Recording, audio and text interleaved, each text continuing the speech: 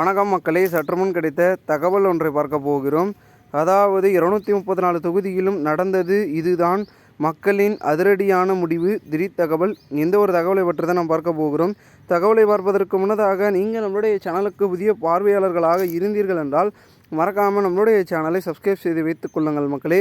கூட இருக்க பெல்லைக்கனும் ஆளில் கொடுத்து வைங்க. அப்போ தான் அரசியல் சார்ந்த நிகழ்வுகளாம் தினசரி உடனுக்குடன் தொடர்ந்து தெரிந்து கொள்ள முடியும். இப்போ வாங்க வீடியோக்குள்ளே போடலாம். தற்பொழுது பெருமிதத்தில் இருக்கக்கூடிய 4 முனை போட்டி என்பது தமிழகத்தில் இருந்தது. இப்போ என்ன ஆச்சு, ஏது நடந்திருக்கிறது அப்படின்றது எல்லாருக்குமே தெரியும். டோட்டலாகவே பார்த்திங்கன்னா எல்லாமே மாறி வேற மாதிரியான ஒரு சம்பவம் தமிழகத்தில் நடந்திருக்கு. இது நம்ம தமிழ்நாடா, தமிழகமா அப்படின்ற அளவுக்கு எல்லாருக்குமே ஆச்சரியம் வந்துருச்சுங்க. அந்த அளவிற்கு மாற்றம் ஏற்பட்டிருக்குது. ஆமாங்க, இது தமிழ்நாடு தான், தமிழக மக்கள் தான். தமிழக மக்களும் பார்த்திங்கன்னா சிந்திப்பார்கள், சிந்தித்து வாக்களிப்பார்கள். அதற்கான ஒரு எடுத்துக்காட்டு தான் விஜய் அவர்களுடைய இந்த மாபெரும் வெற்றி. அதில் கிட்டத்தட்ட விஜய் அவர்கள் பார்த்திங்கன்னா 118 தொகுதிகளில் வென்று தனிப்பெரும்பான்மை கட்சியாக உருவெடுத்திருக்கிறார். அதிலும் அதிக வாக்கு அள்ளிய விஜய் அவர்கள் இந்திய அரசியலில் முக்கிய சாதனை ஒன்றை படைத்துள்ளார் அப்படின்றது குறிப்பிட்டிருக்கிறார்கள்.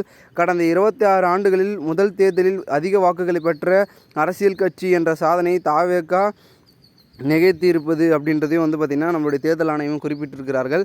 இன்னொரு பக்கம் தற்பொழுது தமிழக வெற்றிக் கழகம் தமிழகத்தில் 34.9% வாக்குகளை பெற்றிருக்கிறது என்பது யதார்த்தமாக மாறிக்கொண்டிருக்கிறது. இந்த ஒரு சூழ்நிலையில் தமிழகத்தில் நடக்கக்கூடிய இந்த அரசியல் மாற்றம் பெரும்பான்மை இருக்கிறது.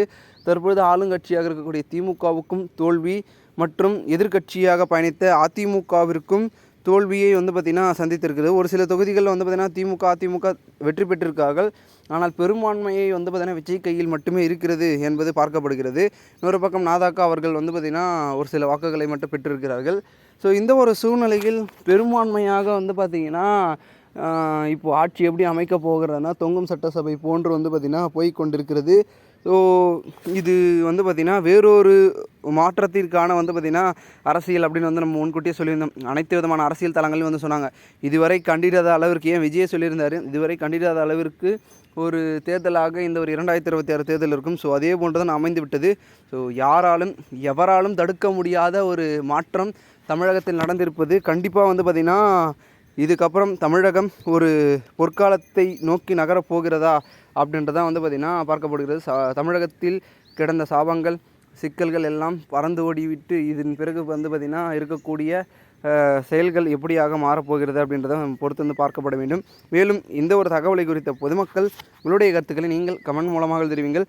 போன்று நீங்கள் அரசியல் சார்ந்த நிகழ்வுகளாம் தினசரி உடனுக்குடன் தொடர்ந்து